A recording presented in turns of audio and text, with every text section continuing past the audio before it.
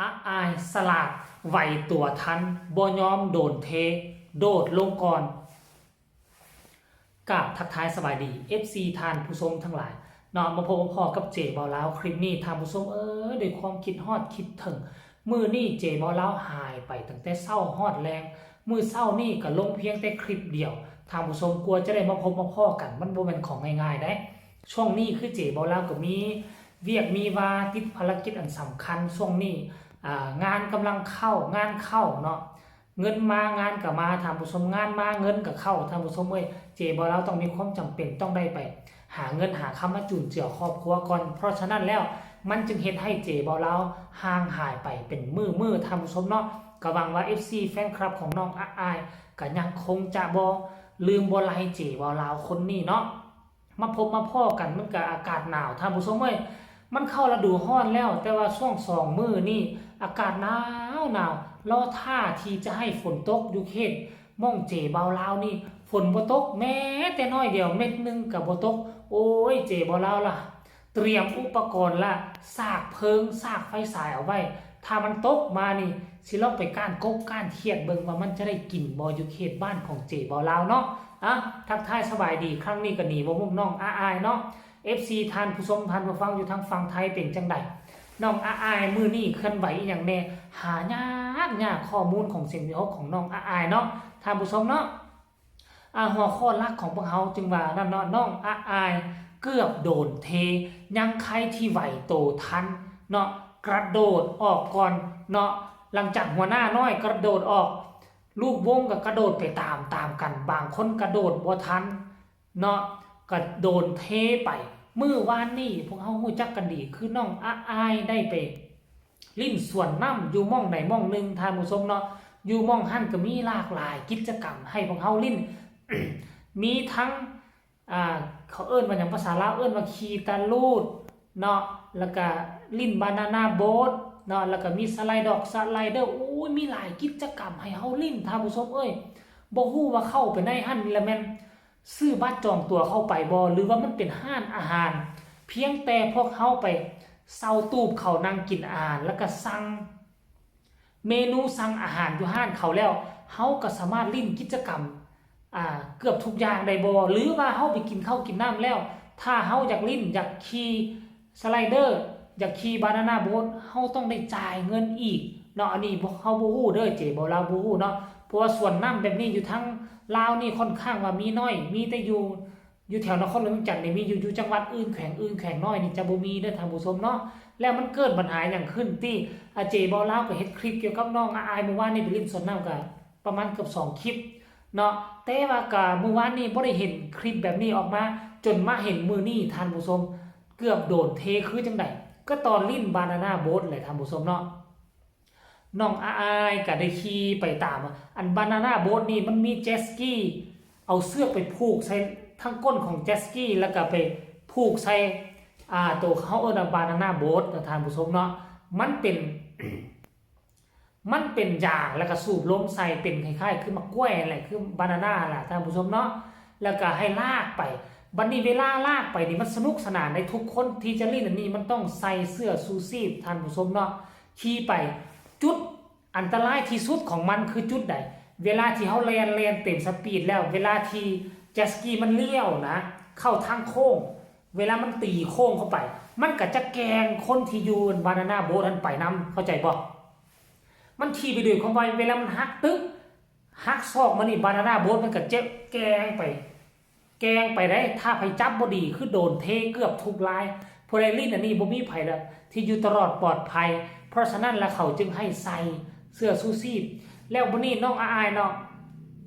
เจ็ตสกีกับพาเขากลับคืนมาทรงอยู่ม่องตูบทีน่ะกลุ่มของน้องอายนั่งอยู่นั่นแหละ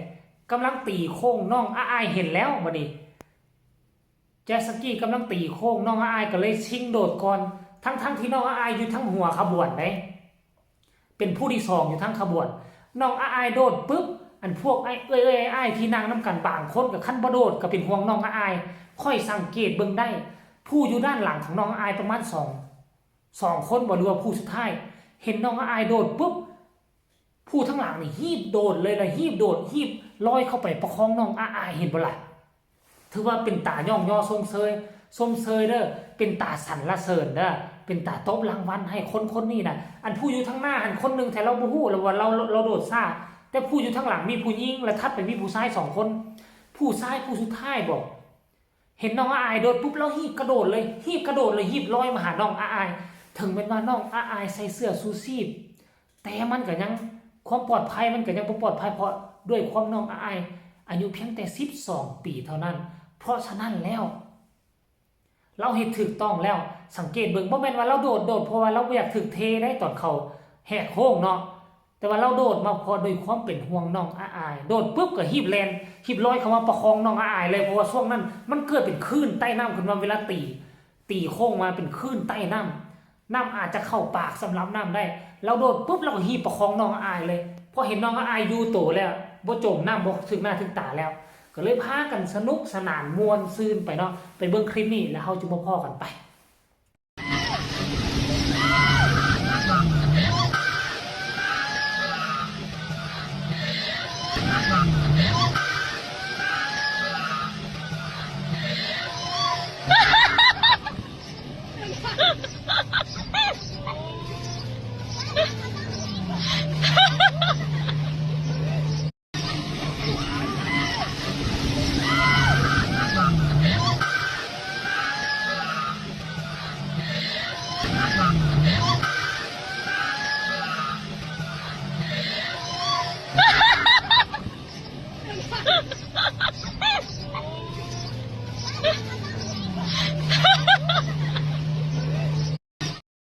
โอเคทุกคนเห็นแล้วเป็นอย่างอันนี้มันบ่เป็นเรื่องเป็นตาตกใจถ้าผมสมมติเป็นโดนเทอย่างเด้อมันเป็นเรื่องสนุกสนานและมาที่นี่ก็เป็นความต้องการของน้องอายน้องคือสิอดมาหลายมื้อหลายเดือนแหละก็ขอพอเนาะขอญานุอยากมาปลดปล่อยเนาะและทุกคนก็บ่คัดอกคัดใจเพราะว่ามีหลาน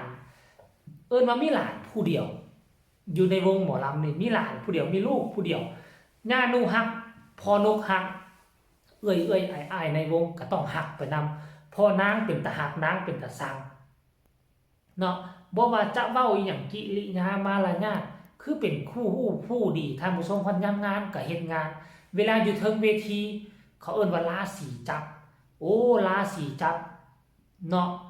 สง่าพาเผยองค์อาจสวยงามสวยหรูแต่บัดลงจากเวทีก็เป็นลิงน้อยซ้ำที่เขาตั้งฉายาให้ว่าลิงน้อยสมกับว่าลิงน้อยขี้ดื้อแต่ว่าฟังความได้บ่ได้ฟังความได้ดื้อฟังความดื้อฮู้จักความดื้อในแนวทางที่เป็นตาฮักเป็นตาสังฉะนั้นละมันจึงเฮ็ดให้พ่อแม่ FC เอ้ยอ้ายน้องอยู่ในวงเดียวกันหั่นฮักหอมน้องอายบ่ว่าจะไปใส่บ่ว่าจะเฮ็ดหยังก็มีคนแห่เข้าไปดูแลแทนพ่อเวลาพ่อบ่อยู่คันถ้าพออยู่ญานุอยู่ก็มีความอบอุ่นเนาะก็เป็น2คนนี้ดูแลถ้าพอบ่อยู่ก็สิมีคนอื่นที่เขาแต่งตั้งกันมาดูแลความปลอดภัยเนาะถึงแม้ว่านางอาจจะฮู้เรื่องราวหลายๆเรื่องอาจจะสมองฉลาดกว่าเด็กรุ่นราวคราวเดียวกันก็ตามแต่ว่าเด็กน้อยก็คือเด็กน้อยวันยังค่ำท่านผู้ชมเนาะผู้ใหญ่ก็ยังเป็นห่วงเป็นใยอยู่ตลอดเวลาเนาะอันนี้ก็เป็นเรื่องราวการเคลื่อนไหวเมื่อวานนี้อยู่ทั้งสวนน้ำท่านผู้ชมเนาะฉลาดเกินคนฮู้ว่าเขาจะเทตนเองสิ้นมีสะกอนสั้นตัวเนาะเอ้าคลิปนี้ก็ฝากไว้ซะนี่ฝากทุกคนกดไลค์กดแชร์กดติดตามเพื่อจะพาในคลิปต่อไปที่สำคัญจะกดข้ามโฆษณาพบกันใหม่ในคลิปหน้าสำหรับคลิปนี้สบายดีบ๊ายบาย